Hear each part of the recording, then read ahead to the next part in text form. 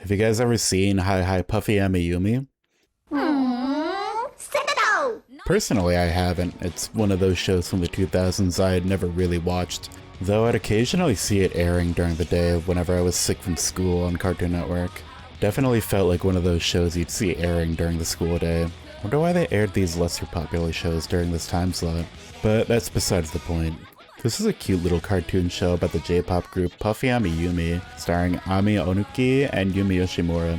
In Japan, they go by Puffy, but when they came to the States, they decided to adopt the name Puffy AmiYumi to avoid any legal troubles with,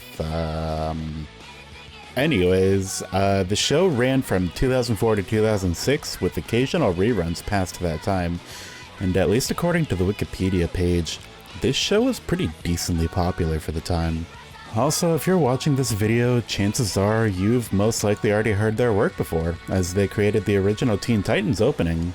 T-E-E-N-T-I-T-A-N-S-D, Titans, let's go! That's cool and all, but what about the time in 2007 when a murder confessed to a killing live on air during the show using Yumi as a stand-in for themselves? I really need a better segue for these. Well, here we have yet another creepypasta video about a TV hijacking. The Hi Hi Puffy AmiYumi Hijacked Anniversary Incident in 2007 by Fallen Blue Angel. The description reads, there was an special anniversary event for the show Hi Hi Puffy AmiYumi after 1 year of their finale episode. What the hell went wrong? That's what we're here to find out today.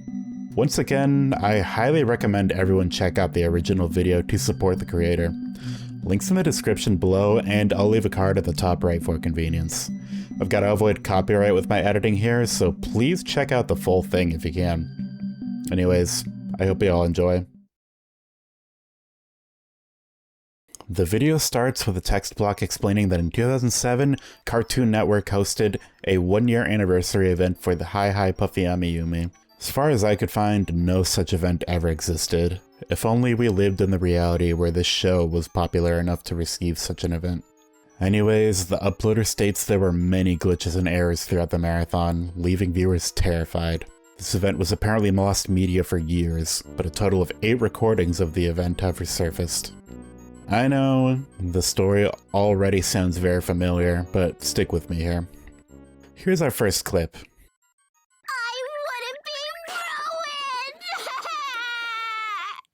Okay.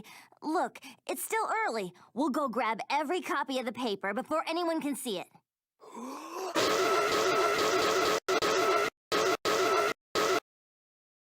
Looks like we have text scrolling across the screen saying, I can't take it anymore. The silence is eating me from the inside. I need to say something. As the clip glitches to a scene transition. Pretty bizarre, but harmless so far. According to the timeline, the channel was hijacked again about a few hours later.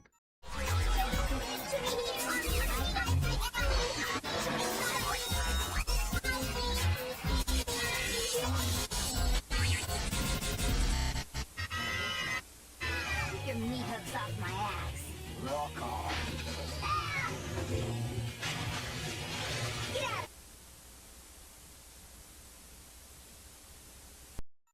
More text scrolls on the top saying, stop it.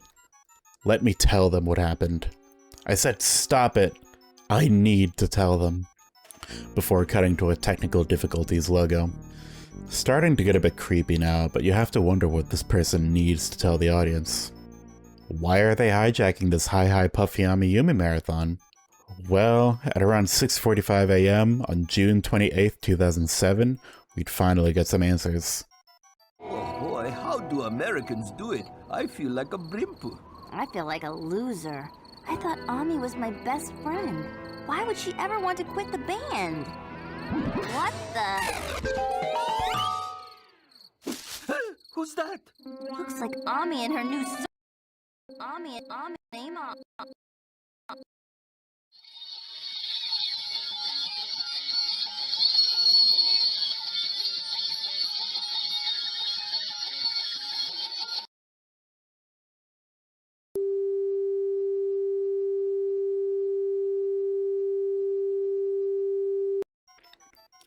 Even more text scrolls saying, I was trying to find my missing friend and, before being cut off.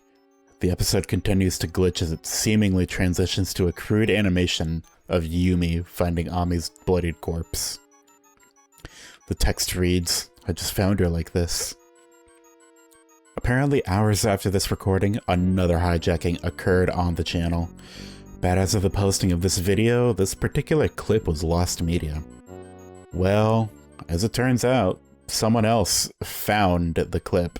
So let's take a quick detour to see if we can get the full story here. In June 2024, a Twitter user going by the name Jobless Monkey posted the archived image of the lost hijacking clip, what was thought to be the only evidence of this particular part of the hijacking series.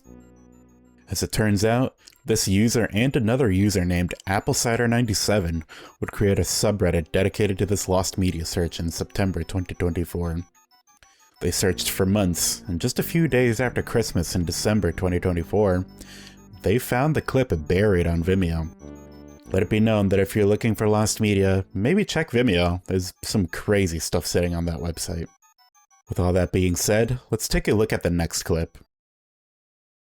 I just don't understand it. Things feel sort of off to me today.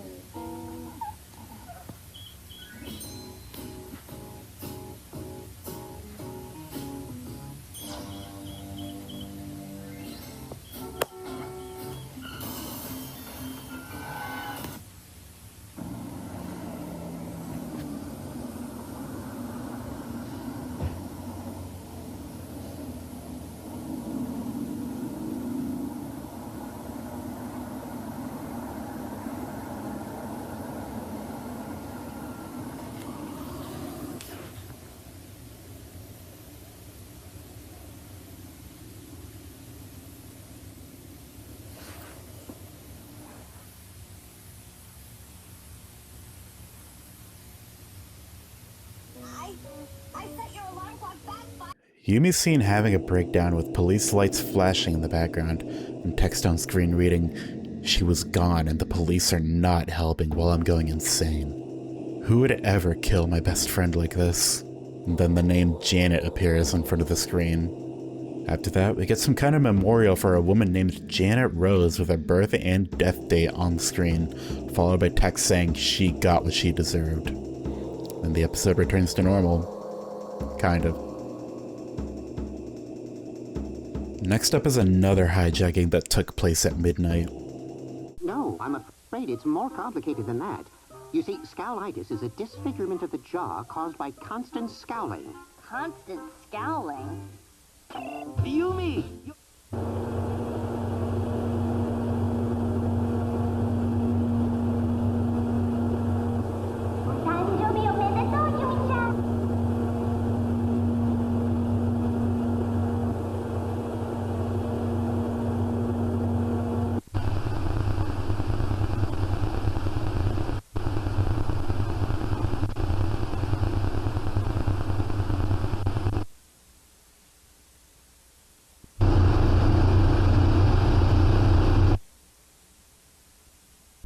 We get more text that reads, "I've never been so miserable in my life."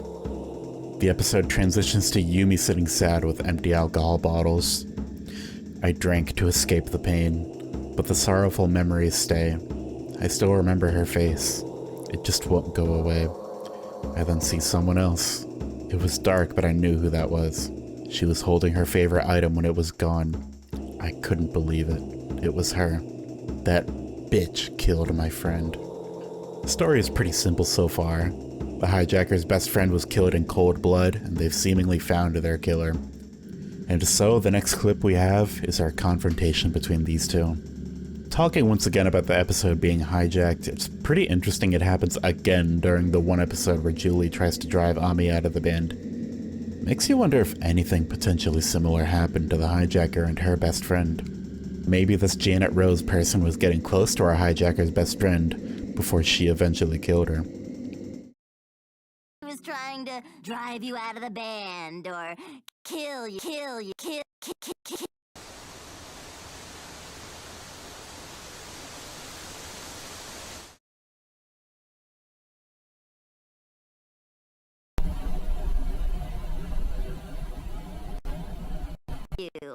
You were so paranoid. The next clip shows Yumi in darkness as text scrolls on screen again. I followed her as she returned to the crime scene. I knew it. She did kill her. Why would she be back here anyway? Oh, I can't wait to bash her goddamn skull in. In our next clip, we have the episode cut out while Yumi is sitting with Julie. I don't know if this is right. I'd never perform without my best friend.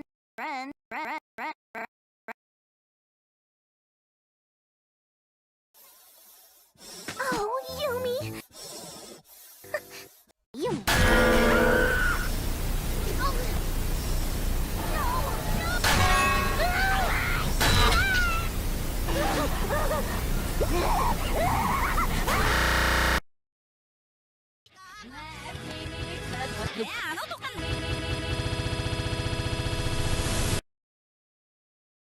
As we come back to the woods, Yumi is breathing heavily with anger.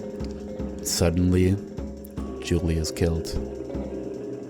For about a day, there's silence from the hijacker as the marathon goes on. And then we get a full confession from our hijacker in the form of a slideshow. I'll let this one play out in full. I honestly really like the artistry in this clip. Totally rocks! I don't get it! I don't get it! I don't get it! I don't...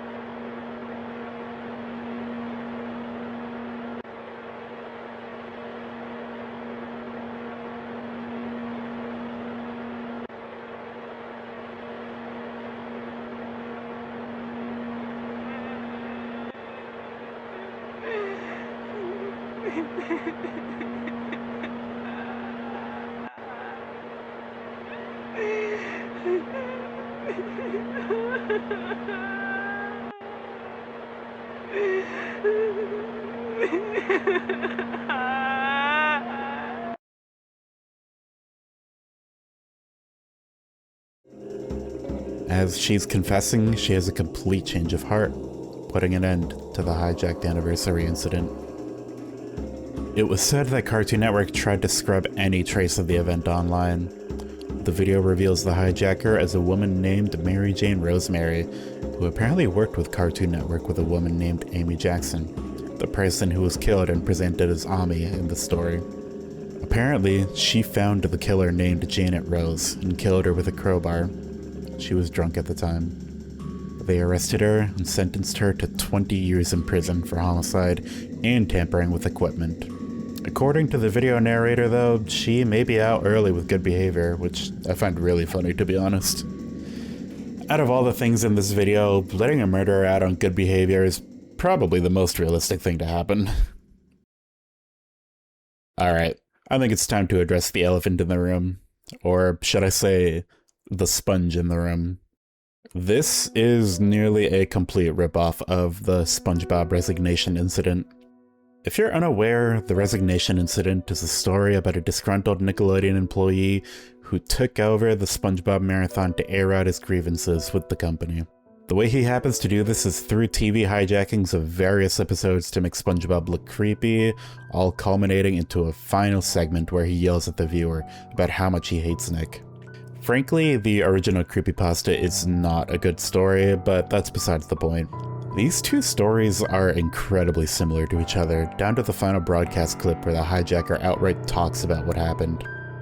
Most people in this case would prefer the Resignation Incident, as, historically speaking at least, the community at large latched onto Resignation and made more videos in relation to it. This was the one that made huge waves in the video pasta genre. There's absolutely no shortage of Resignation Incident videos you can find online. Well, what if I told you I actually prefer the Hijacked Anniversary Incident and think it's a much better story? Seriously, if nothing else, I genuinely prefer the story being told with the Hijacked Anniversary Incident over the Resignation Incident. There's a different sort of emotion here, this creepy yet melancholic horror feeling that I feel most of these horror videos seem to miss entirely. The Resignation Incident makes you mad, but this one makes you sad, and I think I preferred that a lot more. As silly as it sounds for an employee on the silly Japanese band show to take over the show's marathon and talk about how they killed their best friend's killer, there's some real and raw emotion here that I just don't really get from the Resignation Incident. Mary Jane Rosemary is just a more sympathetic protagonist as a result. She acted on impulse in a huge fit of drunken rage. Her demons got the better of her. She lost her best friend, she had nothing to lose, but two wrongs just don't make a right. While there is a lot of sympathy I have for exploited workers in the animation industry, I feel like I can emotionally connect a lot more to a person whose best friend was murdered for seemingly no reason. Not only that, I feel this motivation really gives a good meaning to the creepy clips we see aired during the marathon. This is kind of a general criticism with video pastas in general, not specifically Resignation retakes or even the Resignation Incident, but a lot of these creepypasta videos just genuinely don't have much meaning to the horror in their videos beyond just having something creepy happen on screen. A lot of these videos are kind of just cartoon characters killing each other senselessly, and while that's cool in its own way, I can appreciate a lot more a horror video that attempts to have a point to its scares, such as this video. Anyways, that's why I prefer this story over the Resignation Incident. I apologize if this video wasn't the one you were expecting, but if it's any consolation, the 2026 Resignation rewrite is genuinely one of the best creepypasta stories I've ever read. Seriously, it's incredible and criminally underrated. I never see people talking about it anywhere. More people should be talking about this one. Anyways, that's the video. I really hope y'all enjoyed this one. This one was actually my final video in a trilogy of videos that I had planned. A full calendar year ago, I wrote up several video essays going over a number of video pastas I personally found interesting. The first was the Comedy Central Hijack, next was the Danny Phantom interruption, and finally this one. I'm so happy about the reception I've gotten for my last two videos, and I'm sure everybody's gonna love this one as well. This is gonna be the end of my first video pasta trilogy, but it won't be the end of my creepypasta video commentaries. This is just the end of what I had written about a year ago. All new scripts from here. Thank you all so much for watching, and it's time for me to get to work on that Comedy Central Valentine's Day ranking video. Hey, Editor Mia here. Sorry for the shitty phone camera, but as I was editing this video, I took a look at PigPig's Discord, and Wig Alternate just posted this. So I think we're going to be waiting a bit.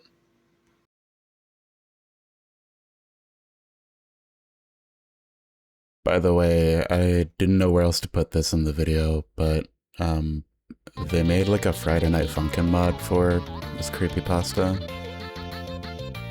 That's all I really gotta say.